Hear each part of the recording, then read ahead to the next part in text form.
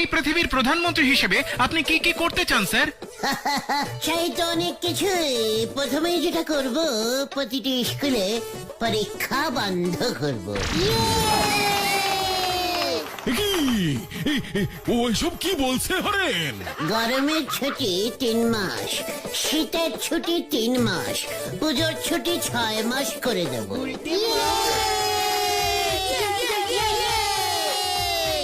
বাহ বাহ, শিক্ষায় এক নতুন দিক খুলে যাবে।